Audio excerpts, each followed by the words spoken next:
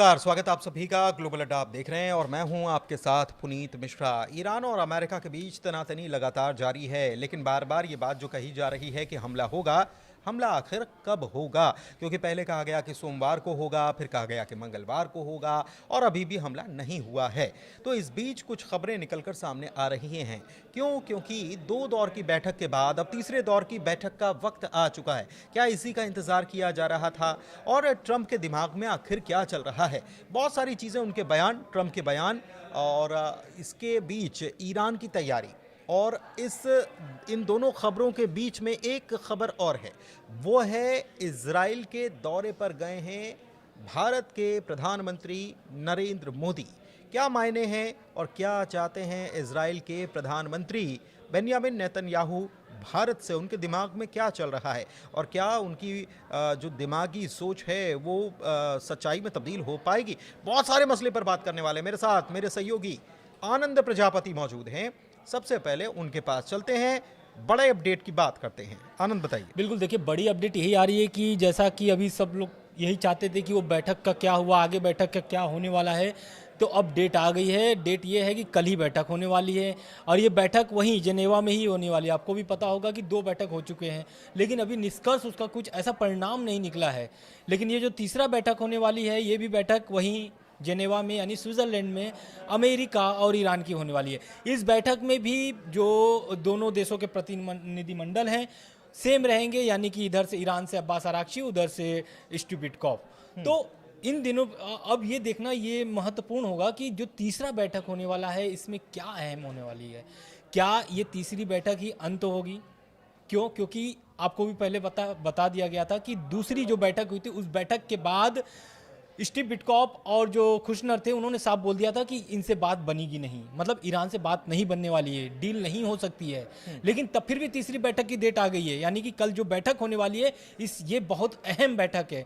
क्योंकि आपको भी पता है जिस तरीके से चारों तरफ से ईरान को घेरने का प्रयास ट्रंप कर रहे हैं, हालांकि विफल भी नजर आ रहे हैं जिस तरीके से खबरें सामने निकल के आ रही हैं। लेकिन इस बैठक के बीच जो अब्बास अराक्ची का बयान आया है वो एकदम साफ तौर से बोल दिए हैं कि हम डील करने के लिए तैयार हैं। यहाँ तक कि यूरेनियम जो जुटाने वाली बात है उसको भी हम कम कर देंगे, कम करके 2 से 3 साल बाद उसको और थोड़ा धीरे धीरे कम करके उसको ले लेंगे। लेकिन आप जो मुद्दे पर बात किए हैं, या फिर वो आपका मिसाइल डील वाला जो बात हो, जो मिसाइल बना रहा है ईरान उसको बंद करने की बात कही गई है, या फिर प्रॉक्सियों की बात, तो उसके लिए अभी राजी नहीं है और ना ही उस पर बातचीत करेंगे। सिर्फ परमाणु वार्ता पर बातचीत होगी। अच्छा, इस बीच बड़ा अपडेट ये है कि अमेरिका का बड़ा ताकतवर जासूसी विमान है, ये इसका नाम है RC-135 और ये बीते 24 घंटे से ईरान पर खुफिया जानकारी जुटाने में लगा हुआ है। तो एक तरफ बातचीत की मेज़ पर बैठने जा रहे हैं और दूसरी तरफ जंग की तैयारियां अपने स्तर पर की जा रही हैं। इस बीच डोनाल्ड ट्रंप ने एक बड़ा बयान दिया है और बड़ा बयान जो है वो ईरान को लेकर दिया है और बहुत बड़ी बात उन्होंने फिर से कही है। क्या कहा है, सुनते हैं, समझते हैं। आनंद देखिए, ट्रंप तो इस बयान में भी वही बात दोहराए हैं कि अगर डील नहीं होगी तो युद्ध तय है, उनका ये कहना है। लेकिन इस बयान में उन्होंने बहुत सारे खुलासे कर दिए हैं। मतलब ईरान पर जो हमले हुए थे जून में, जो तबाह किया था अमेरिका, अब वो उनके बयान से ये निकल के आ रहा है कि ईरान जो है कि फिर से उसको बनाना शुरू कर दिया, यानी कि जो परमाणु प्लांट पर जो हमले हुए थे वो फिर से बनाना शुरू कर दिया। साथ ही साथ मिसाइल जो परीक्षण करने वाला या फिर जो मिसाइल बना रहा है ईरान, वो उसकी मारक जो क्षमता है वो अमेरिका तक है। और इसे लेकर के डोनाल्ड ट्रंप जो है कि बहुत चिंतित है। उन्होंने साफ तौर से बोल दिया है अपने संबोधन में कि ईरान ने अपने परमाणु कार्यक्रमों को फिर से बना रहा है। जो 2025 यानी कि जून में जो हमले हुए थे उसको जो नुकसान पहुंचाया था अमेरिका, उसको फिर से बना रहा है और साथ ही साथ मिसाइलें विकसित कर रहा है जो जल्द ही अमेरिका तक पहुंच सकती है, यानी अमेरिका तक मार कर सकती है, उनके कहने का तात्पर्य है। उसके बाद ट्रंप ने कहा कि कूटनीति से समस्या सुलझाने की पसंद जताई उन्होंने, लेकिन अगर डील नहीं हुई वही बात दोहराई है, युद्ध होना वही बात दोहराई है। लेकिन ये बात क्यों कही गई है ट्रंप के द्वारा, इस बात को समझने की भी बहुत ज़रूरत है। दरअसल डोनाल्ड ट्रंप के ऊपर ये एक प्रकार से आरोप लग रहा है कि वो ये युद्ध जो लड़ने जा रहे हैं या जिस युद्ध की तैयारी कर रहे हैं वो इजराइल के लिए लड़ रहे हैं। मतलब अमेरिका इसराइल के लिए ईरान से जंग लड़ने जा रहा है और इसी बात पर सफाई ट्रंप दे रहे हैं और उनका ये कहना है कि हम इसराइल के लिए नहीं लड़ रहे हैं, बल्कि हम इसीलिए लड़ रहे हैं क्योंकि एक दिन ऐसा आएगा जब ईरान अमेरिका तक अपनी पहुंच बना लेगा और ये पहुंच ना हो पाए, उसका मिसाइल प्रोग्राम इतना डेवलप हो रहा है तो ये ना हो पाए और इसीलिए हम ये सारी तैयारी कर रहे हैं। लेकिन फिर भी वो कह रहे हैं कि हम बातचीत के लिए राजी हैं और तमाम तरीके की बातें। अच्छा, इस बीच एक बड़ी बात और है, वो जिसे कहते हैं कि आग में घी डालने की कोशिश करने का काम वो डोनाल्ड ट्रंप ने किया है और ईरान में जो प्रदर्शन हुए उसको हिंसक प्रदर्शन बताते हुए उन्होंने ये कहा कि वहां पर 32,000 प्रदर्शनकारियों की हत्या की गई, जो बीते दिनों हमने देखा था, और कहा है कि ईरान ऐसी मिसाइल विकसित कर चुका है कि यूरोप और अमेरिकी ठिकानों को भी निशाना इससे बनाया जा सकता है। आज के दो बड़े अपडेट्स जो हैं उसके बारे में भी बात कर लेते हैं। क्या क्या अपडेट्स, क्या दो खबरें निकलकर सामने आई, आनंद से समझते हैं। देखिए, पहला तो ये है कि भारत के जो प्रधानमंत्री हैं नरेंद्र मोदी, वो इजराइल पहुंच चुके हैं और अभी तक, जब तक हम लोग वीडियो रिकॉर्ड कर रहे हैं इस समय भी, अभी इजराइल के जो संसद है वहां पर उनके संबोधन होने वाले हैं प्रधानमंत्री के, और साथ में नेतन्याहू की भी संबोधन होने वाले हैं। बहुत सारे डील भी होने वाली है प्रधानमंत्री भारत से और इजराइल से। इस बीच दूसरी और जो आ रही है वो ये है कि अमेरिकी जो है 12 अमेरिकी F-22 रैप लड़ाकू विमान जो है वो इजरायली एयरबेस पर उतरे हैं। मतलब एक तरफ बातचीत की मेज पर कल बैठने वाले हैं, वहीं तैयारी भी जोरों शोरों पे है युद्ध के लिए, चाहे वो इजराइल हो चाहे फिर वो अमेरिका हो। और इसके साथ साथ एक तरीके से ईरान पर ट्रम्प की तय जो समय सीमा थी, यानी कि जो 10 दिन का उन्होंने समय दिया था ईरान को, या फिर खामनेई साहब को डायरेक्ट कोट करके, तो वो अभी समय पूरा बीतते जा रहा है, मतलब नजदीकी होते जा रही है। तो ये तीसरी बैठक इसलिए भी अहम हो जाती है क्योंकि अगर ये बैठक सफल नहीं होती है, जिस तरीके से तैयारी है, या फिर F-22 जो ये फाइटर जेट है अमेरिकी, फिफ्थ जनरेशन फाइटर जेट यहाँ पर पहुँचा दिए गए हैं। अच्छा, इस बीच जब प्रधानमंत्री नरेंद्र मोदी, भारत के प्रधानमंत्री वहाँ पहुँचे हैं, तो जाहिर सी बात है कि भारत किस बात का पक्षधर है, भारत भी कूटनीति का पक्षधर है और भारत भी यही कहेगा कि बातचीत से इस मसले को शांति से हल किया जा सके, ऐसी कोशिश की जानी चाहिए, ना कि जंग के मैदान में उतरना चाहिए, क्योंकि जंग किसी चीज़ का विकल्प नहीं है। अच्छा, एक चीज़ और है जिसके बारे में आनंद बता रहे थे कि प्रधानमंत्री वहाँ पर पहुंचे हुए हैं, और इस बीच 2 दिन पहले नेतन्याहू ने क्या कहा। नेतन्याहू दरअसल एक नया गुट बनाने की तैयारी में है, ये इसको लेकर उन्होंने 2 दिन पहले भी बयान दिया था। उन्होंने कहा क्या था, इस बात को मैं आपको शब्दशः बता देता हूं कि घायल शिया एक्सिस एक तरफ है, दूसरी ओर मुस्लिम ब्रदरहुड जो है वो सुन्नी एक्सिस का है।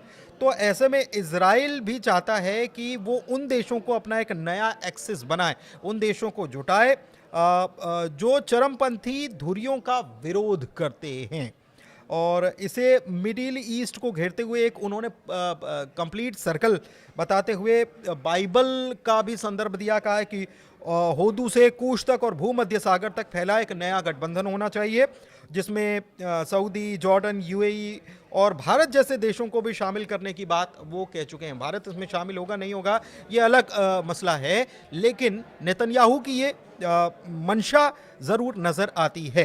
एक चीज़ और है कि IRGC जो है उसने अमेरिका और उसकी फोर्सेस को और साथ ही साथ यूएई की फोर्सेस को भी समझाइश दे दी है कि आप ईरान की ज़मीन पर हमला करने की गुस्ताखी ना करें, और अगर ऐसा होता है तो आपको ये बैलिस्टिक मिसाइल ईरान की जो है उसके हमलों के लिए तैयार रहना होगा। और यूएई के सबसे बड़ा लार्ज मिलिट्री बेस जो है वहाँ पर करीब जानकारी जो है उसके मुताबिक 7,000 अमेरिकी और यूएई के सोल्जर्स हैं।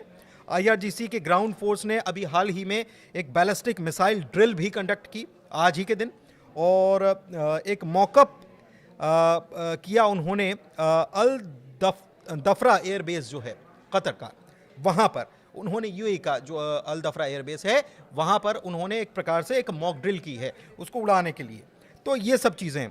अच्छा, एक चीज़ और है और वो बड़ी खबर है। बड़ी खबर ये है कि अमेरिका की मंशा क्या, सूत्र क्या बता रहे हैं, अगर वॉर छिड़ता है तो अमेरिका क्या सोच रहा है, उसके पीछे उसकी प्लानिंग क्या है, इसको समझते हैं आनंद से। बिल्कुल, देखिए जो ट्रम्प का बयान आया हुआ है उससे भी एक तरीके से ईरान ने पलटवार किया है और इसमें साफ साफ बोल दिया ईरान ने कि ये जो हमला होगा, अटैक होगा, ईरान जो अमेरिका है वो अपने मत्थे नहीं लेना चाहता है।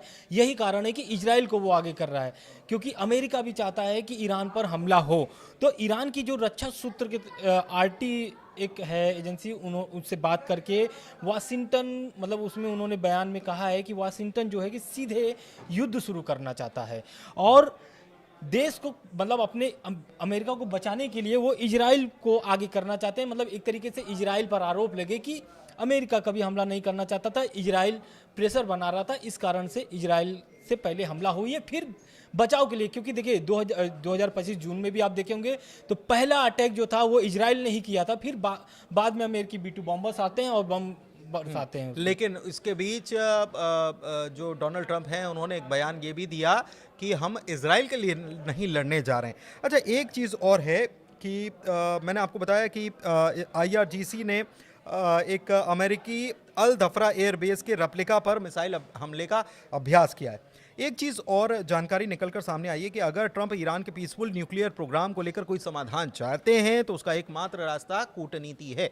अब्बास अराक्ची ने कहा है। दूसरी तरफ ईरान के प्रेसिडेंट कह रहे हैं कि उनको भी उम्मीद है, अच्छा साइन बता रहे हैं, positive outcome ahead of talks with US। मतलब उन्होंने कहा कि हमको लग रहा है कि कुछ अच्छा निष्कर्ष निकलकर सामने आएगा अमेरिका से बातचीत के बीच में। एक खबर और है, वो है कि ईरान ने 450 से ज़्यादा फतह हाइपरसोनिक मिसाइल जो है इराक, कुवैत और UAE की बॉर्डर पर तैनात कर दी है, जिसकी रेंज जो है 250 किलोमीटर है और 5 मैक की स्पीड से ये 225 किलोग्राम वॉरहेड ले जाने की तैयारी में, क्षमता में है। तो ये सारी चीज़ें क्या बिल्कुल, बताती हैं? देखिए एक इसके साथ तो एक और तैयारी है ईरान की, और वो एक तरीके से रूस और चीन से समर्थन भी मांगे है, ईरान ने मांगा है। क्यों? क्योंकि आपको भी पता है कि हुर्मुज में जो है कि एक तरीके से युद्ध अभ्यास हुआ था ईरान का। अब इस युद्ध अभ्यास के बाद जो ड्रिल किया है ईरान ने, उसमें अब रूस और चीन से समर्थन मांग रहा है ईरान। इसके साथ साथ ईरान ने कह दिया है साफ तौर से कि लिमिटेड स्ट्राइक, यानी कि जैसी कोई चीज नहीं होती है। ये ट्रम्प का बयान है। ट्रम्प का कहना है कि लिमिटेड हमले होंगे, कुछ ईरान के कुछ ही जगहों पर हमले होंगे। तो इस पर खामनेई साहब का बयान भी आ गया था कि खामनेई साहब का कहना है कि अगर ईरान के किसी भी क्षेत्र में एक भी हमला होता है तो ये रीजनल वॉर में तब्दील हो जाएगी। उसके साथ साथ एक और खबर सामने आती, खबर ये भी है क्योंकि अब जिस तरीके से तनाव बढ़ते जा रहा है, तीसरी बैठक होने वाली है कल जेनेवा में। अब ये बैठक भी बहुत महत्वपूर्ण है क्योंकि 24 से 48 घंटे वाली जो अब एक तरीके से वो डेडलाइन चल रहे थे कि 24 घंटे में या फिर 48 घंटे में हमले हो सकते हैं, तो अब ये बैठक तय कर सकती है कि आगे क्या होने वाला है। उसके साथ साथ तेल की कीमतों में हल्की बढ़ोतरी देखी गई है। ये कारण इसलिए हो गया क्योंकि जिस तरीके से बैठक टेंशन बढ़ रहा है। बिल्कुल टेंशन बढ़ रहा है। अच्छा, इस बीच आप ये बात सोच रहे होंगे कि अमेरिका और ईरान के बीच इतनी टेंशन है, तमाम चीज़ें हैं, लेकिन हमला क्यों नहीं हो रहा है? हाँ, तो इस चीज़ को आप इस बात के से समझिए कि ये आज की स्क्रिप्ट नहीं है या आज के हालात को लेकर ये सब तय नहीं हुआ है। आप ये समझिए कि जो 12 दिन का जो हुआ था वो तो केवल एक पिक्चर का ट्रेलर था। क्यों हम ये कह रहे हैं? क्योंकि जब 12 दिन हुए और तब जब ईरान सबसे कमज़ोर था, उस वक्त, कमज़ोर कहने का मतलब मेरा ये है कि ईरान ने अपनी मिसाइल पावर तो दिखाई, लेकिन उस वक्त ईरान की फ्रंट लाइन जो थी उसको तोड़ने का काम किया, टॉप लाइन जो है उसको तोड़ने का काम किया था मोसाद ने। और उस वक्त अगर आप देखेंगे तो उस वक्त अमेरिका चाहता तो और आगे हमले बढ़ा सकता था, लेकिन अमेरिका पीछे हट गया। क्यों? क्योंकि एक होता है प्लानिंग और दूसरा होता है एग्जीक्यूशन।